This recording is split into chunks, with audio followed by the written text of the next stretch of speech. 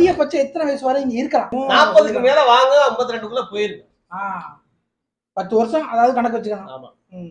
ஆனா படிக்கணுமே. நம்ம பசங்க பிரச்சனையே படிக்கிறது இல்ல. நான் என் பையனுக்கு சொல்லியிருக்கேன், டேய் உனக்கு இன்னைக்கு தெரியாது, ஒரு நாள் நீ தனியா உட்காந்து அழுவ, ஏன்டா நான் படிக்கலன்னு சொல்லிட்டு, அன்னைக்கு உன் கஷ்டம் புரியும். அன்னைக்கு அந்த சிந்திர கண்ணீர் உனக்கு வேஸ்ட்.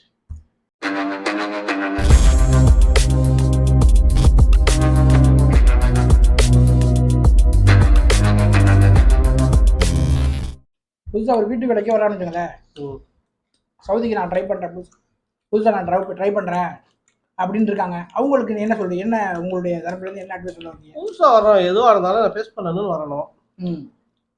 உன்னால முடியலையா, நமக்குன்னு ஒரு கவுன்சிலர் இருக்கு, அங்க போ, அது மூலியமா போயிரு, அதை விட்டு வெளியேறாத. அதனால பல பிரச்சனைகள் இருக்கு.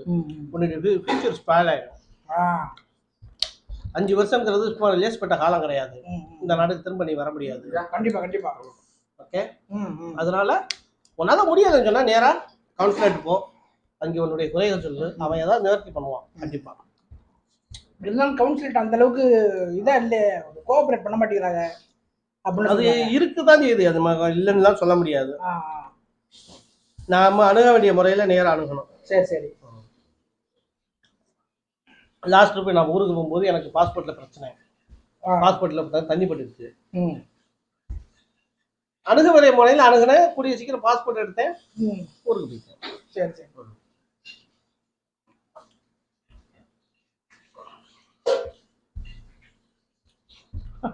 என்ன மாட்டி விருத்திலே இருடி,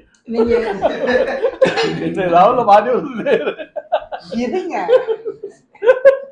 சரிண்ணா இருங்கப்பா, 30 வருஷம் ஆச்சுங்கிறிய, எப்ப ஊர்ல போய் செட்டில் ஆகலாம் அப்படின்னு ஒரு ஐடியால இருக்கீங்க? எல்லாம் சொல்ல முடியலையே. கூடிய விரைவில் இன்ஷா அல்லாஹ். அப்படியே ஊர்ல செட்டில் ஆனாலும் என்ன பண்ணலாம்னு ஐடியால இருக்கீங்க? ஊர்ல போய் சும்மா இருக்க முடியாதுல்ல, ஏதாவது வியாபாரம் பண்ணணும், அதுக்கு தகுந்த மாதிரி நம்ம தகுதி ஆகணும். இல்ல, அவருக்கு வந்து அவர் மைனை செட் பண்ணி வச்சிருக்காரு. அவர் மைன் ஏசி டெக்னீஷியனு. சரி. அதனால ஊர்ல போயிட்டு அவர் ஒரு பிளான் பண்ணி இருக்காரு, ஏதாவது ஒரு கடையை வச்சுக்கிட்டு இருக்கலாம் அப்படின்னு. அவருக்கு நல்ல ஐடியா, நல்ல ஐடியா. நல்ல 2 கடை இருக்கு. உங்க மைனையும் இங்க இருக்காம அந்த மாதிரி கஷ்டப்பட விடாம, ஆமா அது மாதிரி ஒரு ஐடியா பண்ணுங்க. இதுவரை ரொம்ப ஏசி டெக்னிக்கல் வேலை பண்ணலாம். பல இது ஐடியா இருக்கு அவர்கிட்ட, இல்லன்னு இல்ல, அவர் ஓப்பனா சொல்ல தெரியல, இருக்கு. அதுக்கு நீங்க சொல்றீங்களே ஓப்பனா. ஆமா, அதாவது அங்க 2 பேரும் சில விஷயங்களை நிறைய பேசிக்கிறோம், ஷேர் பண்ணிக்குவீங்க. ஆமா கண்டிப்பா கண்டிப்பா. அதுக்காக சொல்றேன். அதுக்காக 2 பேரையும் ஒண்ணா இணைச்சு கேட்டது இந்த கேள்வியை. பெரிய பையனுக்கு நல்ல டேலண்ட் இருக்கனால ஒரு பிளான் இருக்கு. எவ்வளவு நாள் நம்ம ஓட்ட முடியும், லேசாச்சு இல்ல. கண்டிப்பா கண்டிப்பா. ஒரு லிமிட்டுக்கு மேல நம்மளால முடியாது. கண்டிப்பா கண்டிப்பா முடியாது. நமக்கு உடம்பு ஒத்துழைக்கணும்ல. அதிகபட்சமான இங்க எல்லாம் இன்னும் எங்களுடைய இது ஏஜுக்கெல்லாம் 1 or 2 இயர்ஸ் தான், அவ்வளவுதான். ஆமா, 2 வருஷத்துல ஊர்ல போய் செட்டில் ஆகணும். இல்லைன்னு சொன்னா கஷ்டம் தான். அதுக்கு மேல இருந்தோம்னா நம்மளுடைய மன வலிமையை பொறுத்து தான் இங்க இருக்க முடியும். சரி, அதிகபட்சம் எத்தனை வயசு வரை இங்க இருக்கலாம்? என்ன பொறுத்தாலும் 50, 52ல போயிடணும். இங்க 52ல போயிடணும். அதுக்கு இடையில என்னென்ன செய்யணுமோ 40க்கு மேல வாங்க, 52க்குள்ள போயிருக்கு. 10 வருஷம் அதாவது கணக்கு வச்சுக்கணும். ஆமா. ஆனா படிக்கணுமே. நம்ம பசங்க பிரச்சனையே படிக்கிறது இல்ல. நம்ம பையங்க பிரச்சனை என்ன, நம்ம படிக்கிறது இல்ல, எதுவும் பண்றது இல்ல. அப்ப வந்து என்ன பண்ணுவான், அங்க வந்து 24 ஒரு பேரண்டா நீங்க என்ன நினைக்கிறீங்க? படிக்கிறான் படிக்கல. சரி, எவ்வளவு நாள் நீங்க வீட்டுல வச்சிருப்பீங்க? வச்சிருக்க வீட்லயே வச்சிருக்க முடியாது. நீங்க வெளிநாட்டுல இருக்கறனால உங்க பையன் என்ன பண்றான், உள்ளூர்ல வேலைக்கு போக மாட்டேங்கிறான். அது ஒரு கான்செப்ட். அவனுக்கு வந்து ஒரு கௌரவம் வந்துருது, இங்க போனா நம்மள ஒரு மாதிரி நினைப்பாங்களா அப்படின்னு. சரி சரி. அப்ப அவன் வந்து அவனுக்கு வெளிநாட்டு முகமா தான் வருது. அப்ப அவனை நீங்க வெளியில எடுக்கும் போது அவனுக்கு லைஃப் போகுது. அது அவனுக்கு தெரியாது. ஆனா நான் என் பையனுக்கு சொல்லியிருக்கேன், டேய் உனக்கு இன்னைக்கு தெரியாது, ஒரு நாள் நீ தனியா உட்காந்து அழுவ, ஏன்டா நான் படிக்கலன்னு சொல்லிட்டு, அன்னைக்கு உன் கஷ்டம் புரியும். அன்னைக்கு அந்த சிந்திர கண்ணீர் உனக்கு வேஸ்ட். தொலைச்சதுக்கு அப்புறம் அதை எதிர்பார்க்க, அதுக்கு முன்னாடியே ரெடி ஆயிக்க. இப்போ உள்ள பசங்க என்னன்னா, படிக்கிறதுங்கிறது ரொம்ப கஷ்டமா இருக்கு, அவங்களுக்கு மொபைல் ரொம்ப ஈஸியா இருக்கு. ஆமா, அதுக்கு காரணங்கள் நம்ம பேரண்ட்ஸும் ஒரு காரணம் தான். அது ஒரு வீட்டுல ஒத்த பிள்ளையா இருக்கும்போது ரொம்ப கஷ்டம் கட்டிக்கிறது. ஆமா. தவறான முடிவுகள் எடுத்துருவாங்கன்னு பயம். பயம். உண்மைதான் உண்மைதான். அந்த பயத்தை அவன் சாதகமா பயன்படுத்திக்கிறான். சரி சரி. ஆனா அது அவனுக்கு தெரியாத அவனுடைய வாழ்க்கையுடைய அழிவுடைய விழிவு பாதன். அனுபவத்துல சொல்றீங்க, நீங்க எல்லாம் சொல்றீங்க, ஆனா எடுத்துக்க மாட்டேங்கிறாங்க அவங்க. எடுத்துக்கிற ஏஜ் இல்ல அவங்களுக்கு, அந்த பக்குவம் இல்ல.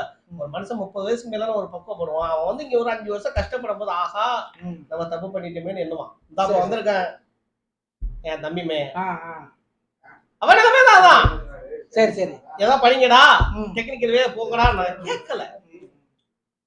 இப்ப என்ன, இவன் போய் பல இடத்துல அடிபடும் போது சிந்திப்பான். தனியா கொஞ்சம் சொல்ல மாட்டாங்க உங்களுக்கு, எவனுமே இது சொல்ல மாட்டாங்க. தனியா கொஞ்சம் சிந்திப்பாங்க. ஆஹா நம்ம படிச்சிருக்கோம். ஒருத்தரை பார்ப்பான், நல்ல ஜாப்ல இருக்கான், நம்ம படிச்சிருக்காங்க. நான் சிந்திச்சிருக்கேன். அதான் கேட்க வந்து இப்ப நான் உங்கள்ட்ட, நீங்க சிந்திச்சிருக்கீங்களா அப்படின்னு கேட்க நான் சிந்திச்சிருக்கேன். நீங்க சொல்லிட்டீங்க. நான் சிந்திச்சிருக்கேன். சரி சரி. சிந்திச்சிருக்கேன். அதுக்காக அப்புறம் என்னுடைய டேலண்ட்டை பயன்படுத்தி நான் கீழே இருந்து மேல வந்தேன். நான் வந்து ஒரு ஹாஸ்பிட்டல்ல ஹவுஸ் கீப்பிங் இன்சார்ஜா கிட்டத்தட்ட 325 பேரை வச்சு மேனேஜ் பண்ணேன். சரி சரி. நல்ல ஒரு பொசிஷன்ல இருந்தா போனேன். பட் சேலரி இல்ல, அதனால போயிட்டேன். சரி, போயிட்டு இப்போ வந்துருக்கீங்க. அல்ஹம்துலில்லாஹ், பிரச்சனை இல்லை, நல்ல இதா இருக்கீங்க.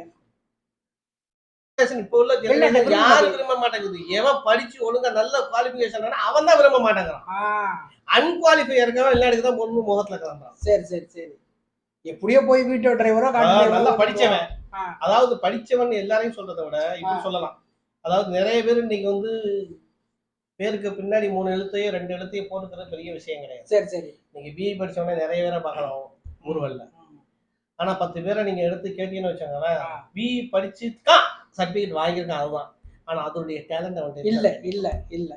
அந்த டேலண்டோட எவன் படிக்கிறானா அவனை நீங்க எங்கேயுமே நிறுத்த முடியாது. உள்ளூர்ல அவன் உள்ளூர்லாம் செட்டில் ஆவான். ஒண்ணு மிஸ்ஸஸ் மீன்ல போவான், இல்லைன்னா நல்ல ஒரு ஜாப் அவனை தேடி வரும். சரி சரி சரி.